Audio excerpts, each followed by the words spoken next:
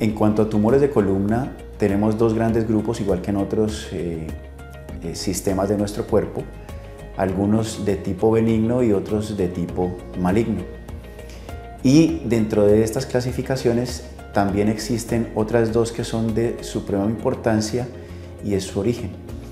Hay tumores en columna que pueden ser de origen primario, es decir, originados específicamente en columna, y otros de origen secundario o metastásico, que desafortunadamente corresponden al volumen más alto de pacientes que encontramos con este tipo de patologías.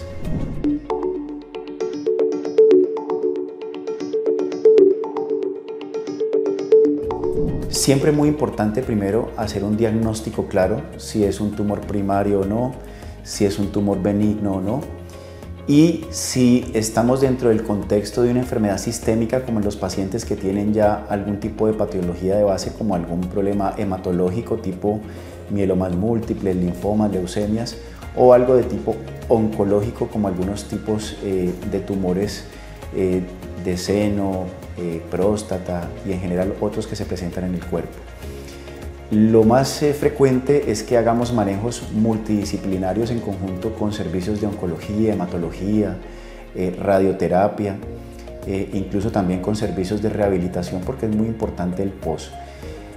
No todos los pacientes que tienen este tipo de patologías siempre requieren manejos quirúrgicos y tenemos algunas indicaciones especiales para los cuales el paciente se beneficia de forma importante. Cuando tenemos riesgos de lesiones neurológicas por compresión o invasión desde el mismo punto de vista metastásico, cuando tenemos deformidades en la columna o hasta las mismas fracturas patológicas que pueden generar dolor importante, pueden ser algunas de las indicaciones de manejo quirúrgico.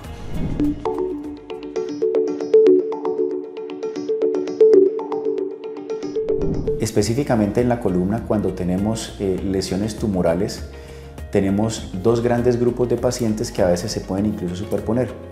Pacientes que tienen dolor que, como lo explicaba previamente, puede ser secundario a la infiltración misma en los casos de lesiones oncológicas o algunos tipos de tumores benignos que por su sola expansión pueden generar dolor por dilatación de periósteo y algunas de las estructuras adyacentes. Y el segundo grupo, pacientes que secundarios a estas patologías tumorales, por su extensión, crecimiento y rapidez de crecimiento, pueden tener compresión de algunas estructuras neurales y ahí, dependiendo de la zona afectada, podrían llevarnos a algún déficit neurológico, a veces rápido, a veces mucho más gradual, algún déficit a veces parcial y otros algún déficit definitivo. Entonces, riesgos ahí muy importantes porque si no hacemos tratamientos con un adecuado diagnóstico y a tiempo podemos tener secuelas definitivas e irreversibles en nuestro desarrollo personal.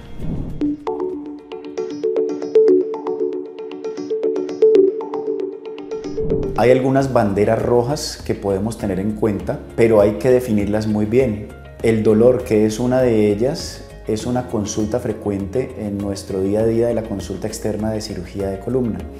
Sin embargo, el dolor que regularmente empieza a ser permanente, severo, que se presenta en las noches y despierta al paciente y que no mejore con ningún tratamiento, es uno de los puntos a tener en cuenta. Segundo, el empezar a tener, como lo explicaba previamente, alguna debilidad desde el punto de vista, o un compromiso desde el punto de vista neurológico. Esto se puede manifestar como inicialmente sensaciones de hormigueo, adormecimientos, calambres, sensaciones de pesadez y por último pérdida de fuerza franca y objetiva. Esto, como les digo, depende muchísimo del área que pudiera estar afectada. La pérdida de peso, si estamos hablando de tumores malignos, fiebre inexplicable sin otra fuente de... Y otra también relacionada muy específicamente con la columna, el hecho de que empecemos a notar deformidades en la misma, que generalmente son las famosas jivas que nosotros llamamos cifosis. Si uno nota que hay la aparición de alguna jiba o alguna cifosis en alguna zona de nuestra columna y se asocia a alguno de los síntomas como dolor o lo que estamos hablando, es un signo de alarma o bandera roja para que podamos hacer una consulta y empezar un abordaje integral del paciente.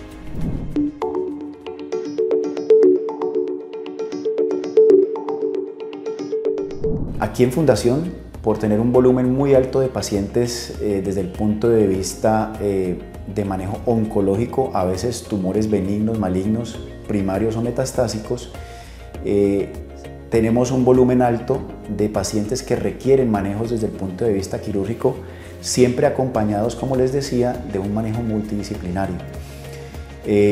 Cuando tenemos un paciente que tiene ya su llegada por primera vez a la consulta sin ningún diagnóstico, o alguna interconsulta o solicitud de valoración por alguno de los servicios de oncología o hematología, se revisan estudios que tenga el paciente, se hace un examen físico exhaustivo y se realizan juntas para definir en el servicio de cirugía de columna cuál puede ser el mejor abordaje. Hay protocolos y criterios para saber dentro de cada tipo de patología cuáles pacientes pueden ser llevados a unas cirugías donde hay que hacer abordajes amplios, pero hay otros donde se pueden hacer abordajes de mínima invasión, teniendo excelentes resultados y menos comorbilidad posterior. Siempre esto acompañado en los casos de tumores malignos, de pronto o el acompañamiento del servicio cabeza del tratamiento, oncología y hematología, y acompañados de servicios como la radioterapia, que también nos da muy buenos resultados a lo largo del desarrollo de la enfermedad del paciente.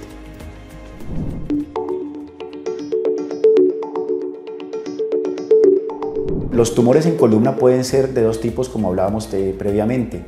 Los tumores benignos son a veces, digámoslo así, mutaciones espontáneas de algún gen que pueden generar en alguna zona dentro del cuerpo vertebral o el arco posterior alguna lesión que generalmente es expansiva y genera o dolor o alguna compresión o estrechez del canal. En el caso contrario, cuando son lesiones metastásicas, generalmente a partir de un tumor primario en alguna otra zona del cuerpo, empieza a haber migraciones celulares que hacen depósitos en algunos de estos huesos en la columna. ¿Por qué la columna es un sitio tan frecuente? Porque es nuestro esqueleto axial y en muchas zonas de nuestro cuerpo se comparte circulación tanto venosa, arterial o linfática, que podría dejar algunos de estos lechos de cultivo o estos depósitos que pueden generar la aparición de una lesión secundaria en la columna vertebral.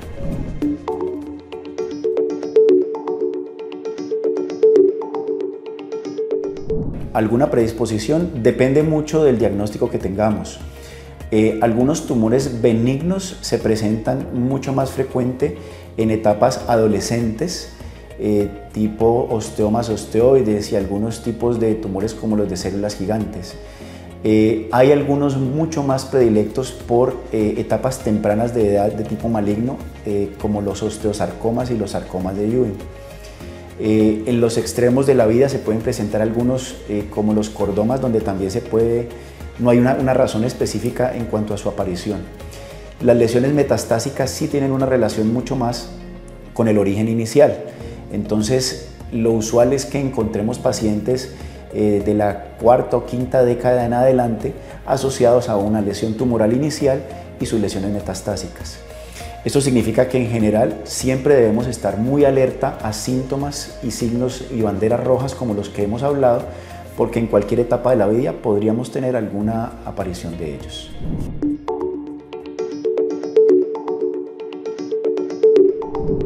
No hay una relación directa en cuanto a la columna, específicamente en los tumores que llamamos primarios de columna. Los tumores que son secundarios a una lesión metastásica, algunos podrían tener alguna relación, sin embargo tampoco es una relación directa, o lo que llamamos nosotros una transmisión vertical. Entonces, siempre que tengamos en nuestra familia algún paciente que haya tenido un antecedente oncológico, pues obviamente debemos estar muy alerta a que ese antecedente oncológico inicial no vaya a presentarse, porque a partir de él sí podríamos tener alguna lesión en columna. Como les digo, los tumores primarios sí es muy exótico que podamos tener una relación.